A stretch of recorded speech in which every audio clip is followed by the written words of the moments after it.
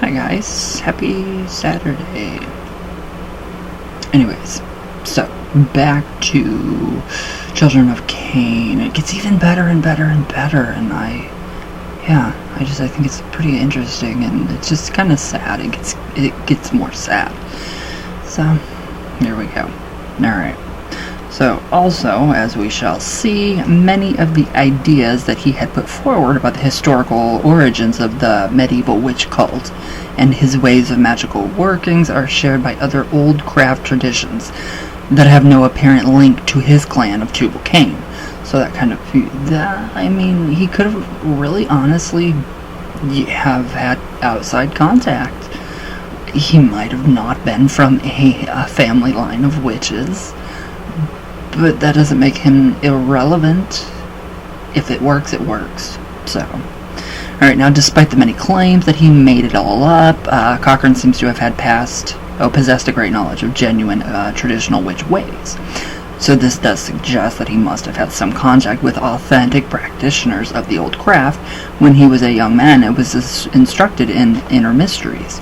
That makes more sense. I mean, that does make sense. Don't make up something, I guess back then in those days. I don't know. I don't know if you were burned. I don't think you were burned, but you were persecuted. I mean, you're still persecuted in some places today. Yeah. So there's the local witch Irene Ray of this. I've done a video on her. Just type in Irene Ray, Irene Ray, Ray, of Indiana. And you will see just how badly she was persecuted for witchcraft, supposed, and she wasn't even a witch. The other alternative is that he was telling the truth all along, and had been born into one of the few historical witch families to survive into the 20th century. Who knows? He only knows, I guess. So perhaps the last word on whether Robert Cochrane was the real thing or not shall be left to Professor Ronald Hutton of Bristol University. I love this. I love what he said here. This is what made me think, oh, okay, maybe I shouldn't have thought that about Robert Cochrane. Maybe I shouldn't have said that until I read this. But we all say things that we don't always mean, so yeah. Alright, and who has made an academic study of witchcraft and written an acclaimed study of the history of modern neo-pagan Wicca, blah blah blah. He said, alright, if Cochrane did compose the rituals and their underlying ideas himself, then the word for him is not charlatan, but genius. I mean, everything within the clan of Tubal Cain, with Cochrane and with Shawnee Oates, and who I adore, I really honestly do. The work that they do is incredibly it's very blacksmith, and I love that. The blacksmith god Cain, I love all of that lore. I mean, we all love that. We all love the lore, history, mythology, poetry, whatever you want to call it. So yeah, I completely, I agree with that statement. I really do, because he couldn't have just, out of the astral realm, he could have channeled all of that information. So, I can't say so. I can't say at all. So, what do you guys think, though? I mean, if you're born into a family of witches, it does not make you a witch. Just like if you're born into a family of Catholics, you have to undergo catechism, training, studying. Prime example right there. So that just defeats the entire argument of witch blood. Yeah, sure, maybe we all have it. Who knows? I don't. Do you guys? Probably not. Unless we have DNA testing and pure scientific soundproof evidence, then yeah, we can't. We can only go by speculation. Alright, now the Regency. This totally reminds me of Sabrina and what Lilith is to her. So this kind of just made me cringe a little bit, but not all the way, just a tiny bit. So, okay, so now because of his personal problems, by the spring of 1966, Robert Cochrane's coven had effectively ceased to exist. He's a human being. He was a human being. I mean, he's passed. Wherever you are, I'm sorry you had issues. I'm sorry. But, he was a human being. So an entry in Doreen Valiente's notebooks earlier in that year contains a report of a Candlemas Eve ritual in that year where she acted as the high priestess. Now, Evan John Jones is listed as the summoner, and his wife as maiden, not maid. 2 other unnamed men, one called in Wiccan terms the high priest, were also present together with a 3rd unknown person. So the stated object of the rite was to help found a center for the craft. That sounds like a homeless shelter. Like, what? Are you gonna, like...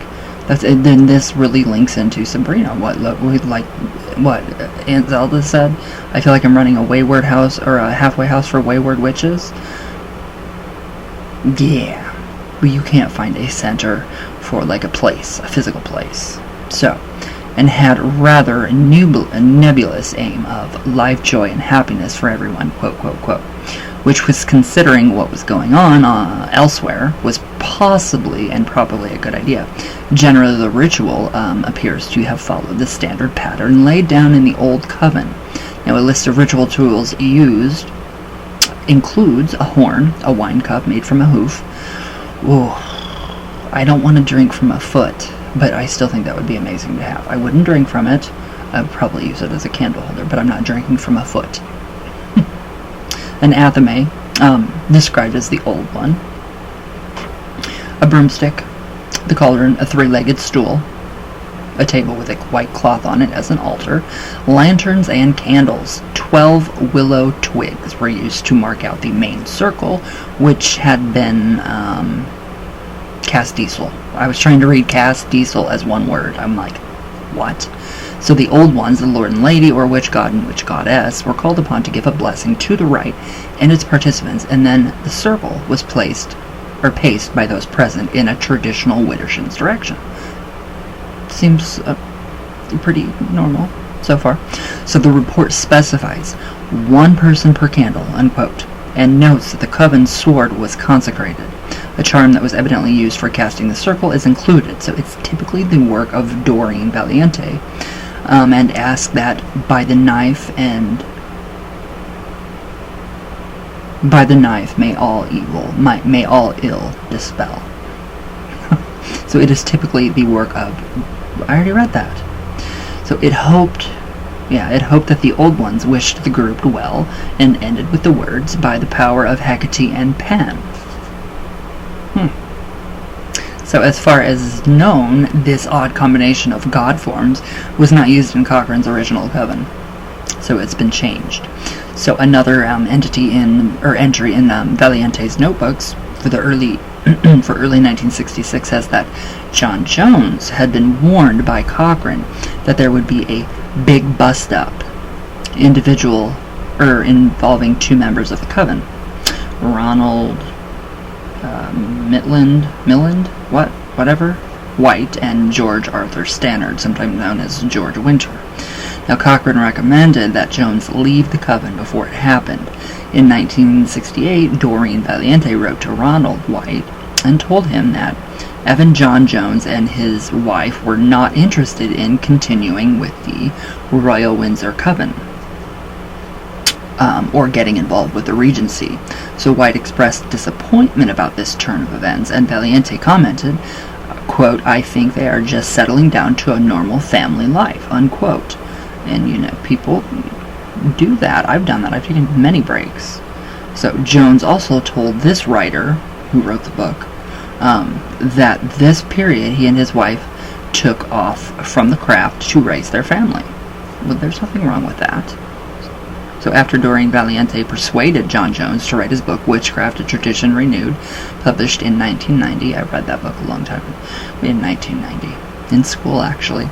I actually got in trouble. So that book is probably still in that school. Oh no, they demolished that school.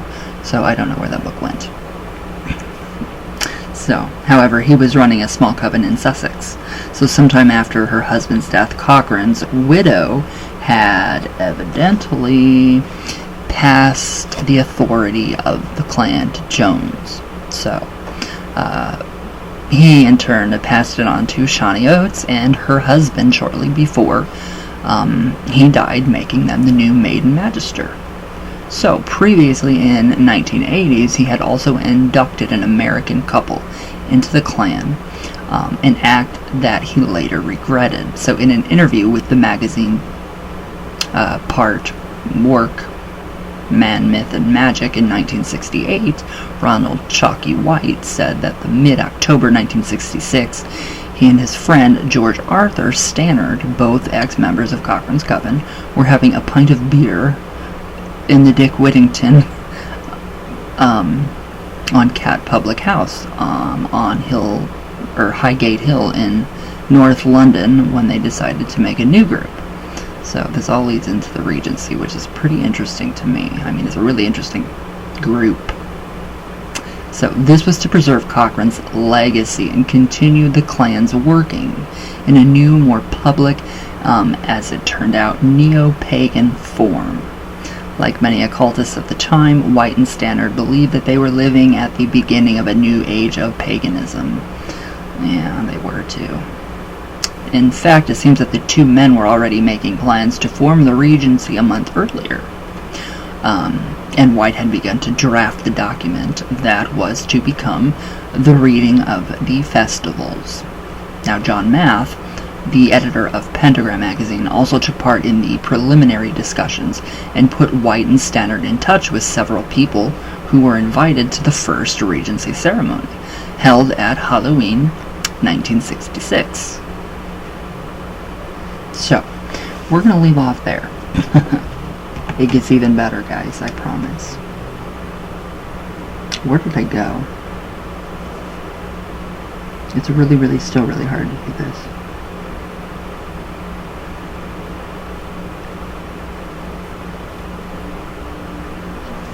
Okay, hold on.